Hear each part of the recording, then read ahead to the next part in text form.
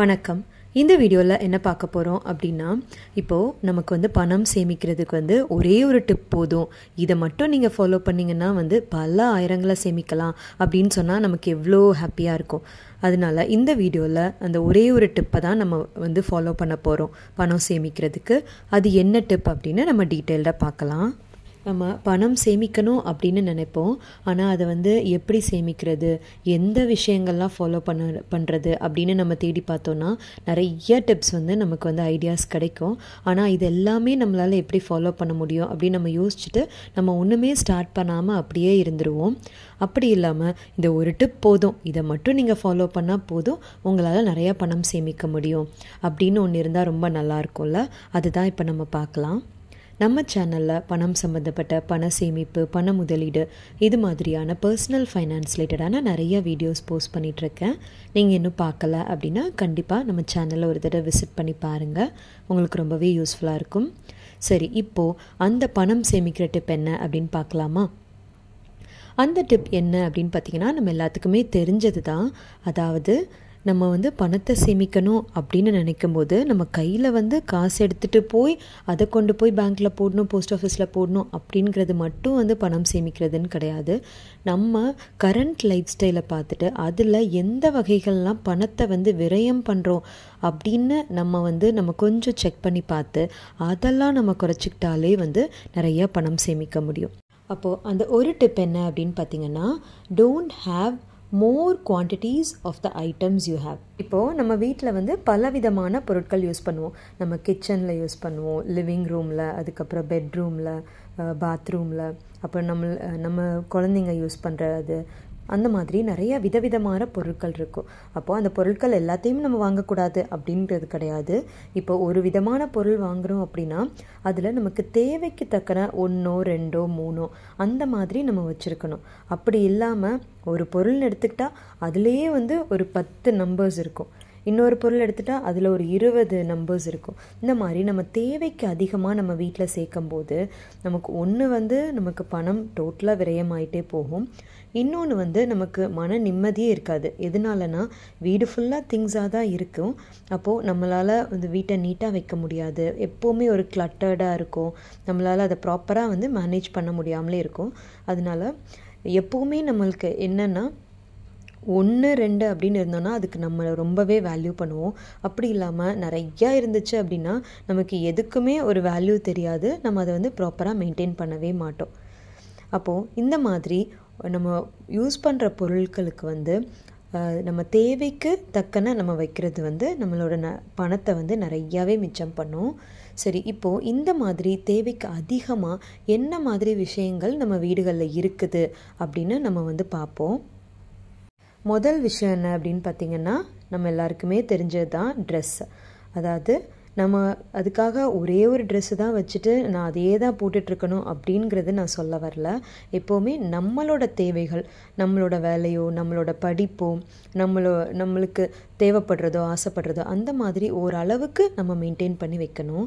ஆனால் நம்ம என்ன பண்ணுவோம் அப்படின்னா, நம்மளுக்கு வருஷம் ஃபெஸ்டிவல்ஸ் வரும், பர்த்டேஸ், அனிவர்சரிஸ், இந்த மாதிரி நிறைய அக்கேஷன்ஸ் வரும். அப்போது நம்மளாவே ஒரு ரூல் போட்டுக்கிறோம். என்னென்னா, இந்த ஒவ்வொரு அக்கேஷனுக்கும் நான் கண்டிப்பாக புது ட்ரெஸ் எடுத்தே தான் தீருவேன். அது ஒரு ஹேபிட் மாதிரி ஆகிப்போச்சு.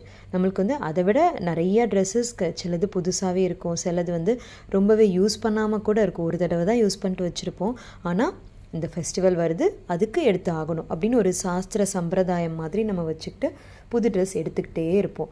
அந்த மாதிரி இல்லாமல் என் ஆஃபீஸ்க்கு போகிறதுக்கு நான் என்னை நீட்டாக காட்டிக்கிறதுக்கு இந்த மாதிரி எனக்கு இத்தனை செட்ஸ் வேணும், இந்த ஃபெஸ்டிவல்ஸ்க்கு எனக்கு இத்தனை செட்ஸ் வேணும், இந்த மாதிரி நம்ம பார்த்து அளவாக வச்சுட்டு நம்ம எப்போவுமே புது ட்ரெஸ் எடுத்துகிட்டே தான் இருக்கணும் அப்படின்னு இல்லாமல் நம்ம வச்சுருந்தோம் அப்படின்னா நம்மளால் நிறைய பணத்தை மிச்சம் பண்ண முடியும். அடுத்தது என்னன்னு பார்த்திங்கன்னா, ஷூஸ், செப்பல்ஸ். அதாவது இதுவுமே இப்போது பெண்களுக்குன்னா இன்னும் கொஞ்சம் கூட யூஸ் பண்ணுவோம். ஏன்னா நம்ம அந்த கலருக்கு மேட்சிங்காக போடணும் அப்படின்னு சொல்லிட்டு கூட செட் வச்சுருப்போம். அது தப்புன்னு சொல்லலை. ஆனால் அதுவே நம்ம அளவுக்கு அதிகமாக வாங்கிட்டே இருக்கக்கூடாது. நம்ம தேவைக்கு தக்கன ஒரு 3 அல்லது 4 அந்த மாதிரி வச்சுக்கலாம். ஆனால் அப்படி இல்லாமல் நம்ம பார்க்குற நேரம்லாம் நம்ம வந்து நிறைய ஷூஸ், செப்பல்ஸ் அந்த மாதிரி வாங்கிட்டே இருக்கக்கூடாது. இந்த மாதிரி குழந்தைங்களுக்கு பார்த்திங்கன்னா இன்னொரு என்ன பிரச்சனைனா, அவங்க டக்கு டக்குன்னு வளர்ந்துட்டே இருப்பாங்க. அதனால அவங்களுக்கு ரொம்ப ஷூஸ், செப்பல்ஸில் வந்து இன்வெஸ்ட் பண்ணாமல் இருக்கணும். ஏன்னா அது வேஸ்ட்டாக யூஸ் பண்ணாமல் கூட அது வந்து வேஸ்ட்டாக போயிடும். அதனால அதுலேயும் நம்ம பணத்தை வந்து விரயம் பண்ணக்கூடாது. 3வது பார்த்திங்கன்னா வாட்ச். இப்போது நம்ம ஆஃபீஸ்க்கு போகிறோம், காலேஜுக்கு போகிறோன்னா கண்டிப்பாக வாட்ச் தேவை தான். பட் அதுவே வந்து எனக்கு நிறைய விதமான வாட்ச் வேணும், எனக்கு எல்லா பிராண்ட்லேயும் ஒன்று வேணும், அந்த மாதிரி வாங்கி வைக்காமல் நமக்கு தேவைக்கு 1 2 அந்த மாதிரி வச்சுட்டு நம்ம இருக்கணும். அடுத்தது 4வது என்னன்னு பார்த்திங்கன்னா, இப்போது ஹேண்ட்பேக்ஸ். இப்போது லேடிஸ்க்கு வந்து ஹேண்ட்பேக் வந்து ரொம்பவே க்ரேஸ் தான், நமக்கு ரொம்பவே பிடிக்கும் தான். ஆனால் அதுக்காக வந்து நம்ம பார்க்குற நேரம்லாம் ஹேண்ட்பேக்ஸ் வாங்கிட்டே இருக்கக்கூடாது. நம்ம வந்து ஒரு 2 3 வச்சுக்கலாம். ஆஃபீஸ் போகிறதுக்கு ஒன்று, ஒரு ட்ரிப் போகணுன்னா அந்த மாதிரி வெக்கேஷனுக்காக வேறு மாதிரி டைப்பு, அதுக்கப்புறம் வந்து நம்ம எதாவது ஷாப்பிங் போகிறோன்னா இன்னொரு டைப்பு, இந்த மாதிரி ஒரு 3 ஹேண்ட்பேக் வரைக்கும் வேணால் வச்சுக்கலாம். அப்படி இல்லாமல் இன்னும் அதிகமாக வந்து நம்ம ஹேண்ட்பேக்கில் வந்து இன்வெஸ்ட் பண்ணக்கூடாது. ஏன்னா நம்ம அதை வாங்கி வைக்கிறது ஒரு பண வேஸ்ட்டு. இன்னொன்று வந்து ஹேண்ட்பேக்லாம் பார்த்திங்கன்னா பியூர் லெதர் இல்லை அப்படின்னா கண்டிப்பாக அது கொஞ்ச நாள் அது உதிர்ந்து அப்படியே போயிடும். அப்போ அதை லைட்டாக அது உதிர்ந்து போனாலே அந்த ஹேண்ட்பேக்கை வெளியில் தூக்கிட்டே போக முடியாமல் ஆயிரும். அதனால இதுலேயும் நம்ம கவனமாக வாங்கி வைக்கணும்.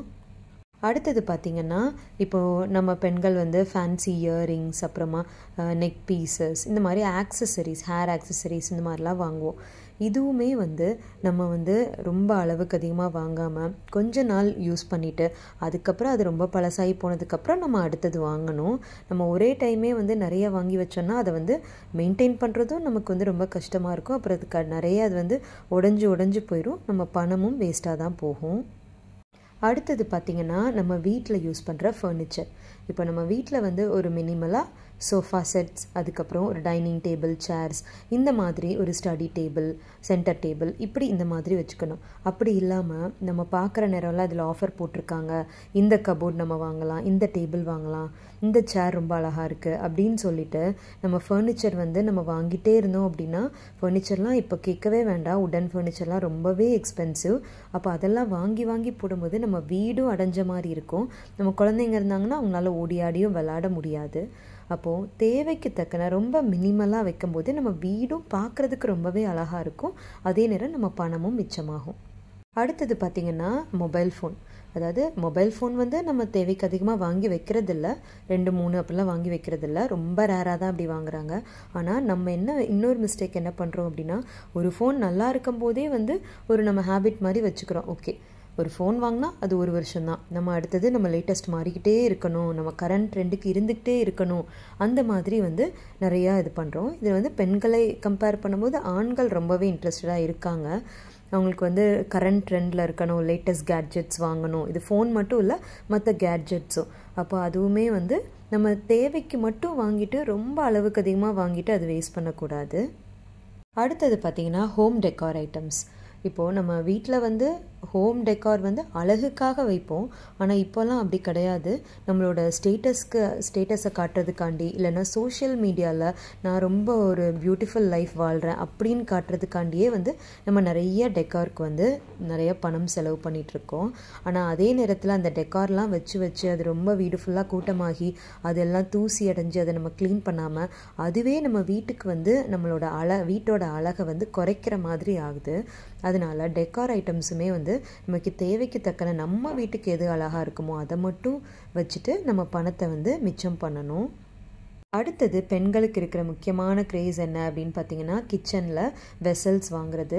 அதாவது எவ்வளோ தான் பாத்திரங்கள் இருந்தாலும் வந்து நம்ம புதுசாக இப்போ ஒவ்வொரு ட்ரெண்டும் வர அந்த பாத்திரங்களெல்லாம் வாங்கணும். இப்போ புதுசாக கிளாஸ் பாத்திரங்கள் வருது, அதாவது சமைக்கிறதுக்கு அதை வாங்கணும்.